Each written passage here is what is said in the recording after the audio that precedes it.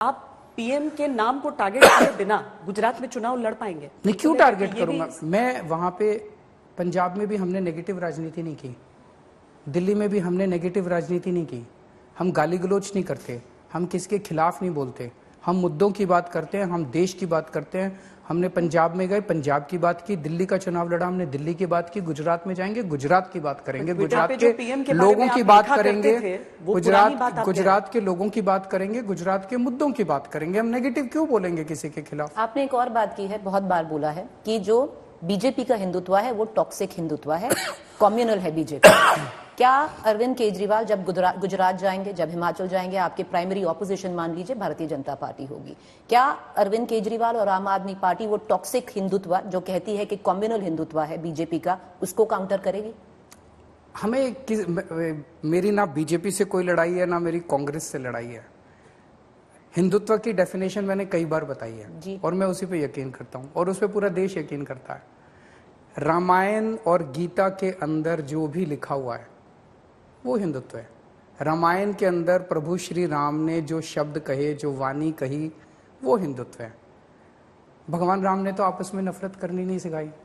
भगवान राम तो शबरी के यहाँ जाके बेर खाते हैं, झूठे बेर उसके खाते हैं, और ये लोग दलितों का लिंचिंग कराते हैं। तो फिर यूपी में इतना जम के वोट कैसे पड़ा अगर वो हिंदुत्व सही हिंदुत्व नहीं है तो? कोई विपक्ष ही नहीं बचा है ना, कोई विपक्ष ही नहीं बचा है।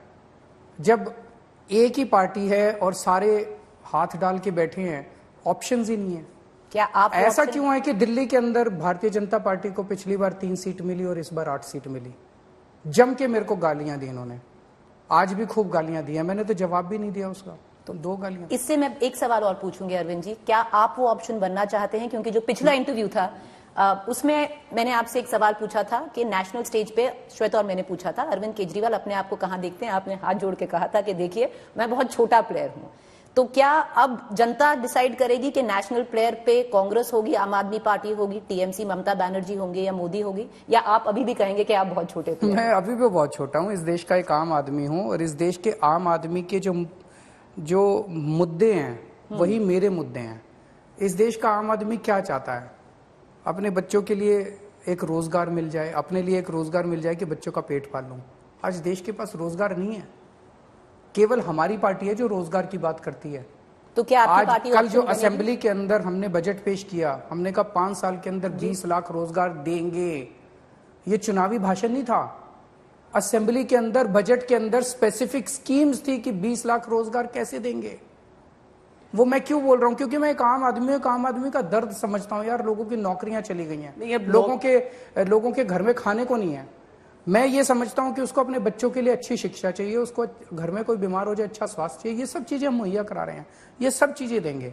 मेरे को इन नेताओं की राजनीति, इस राजनीति ने और इन नेताओं की गंदी राजनीति ने इस देश को 75 साल पीछे कर दिया। पर हम 2024 पे जा रहे हैं अरविंद, आप भी वो चुनाव लड़ेंगे, आप हर स्टेट में जा रहे हैं, तो क्या आम आदमी पार्टी जो वोटर है अपने आप को एक वायबल ऑप्शन मानती है नेशनल स्टेज पे या नहीं?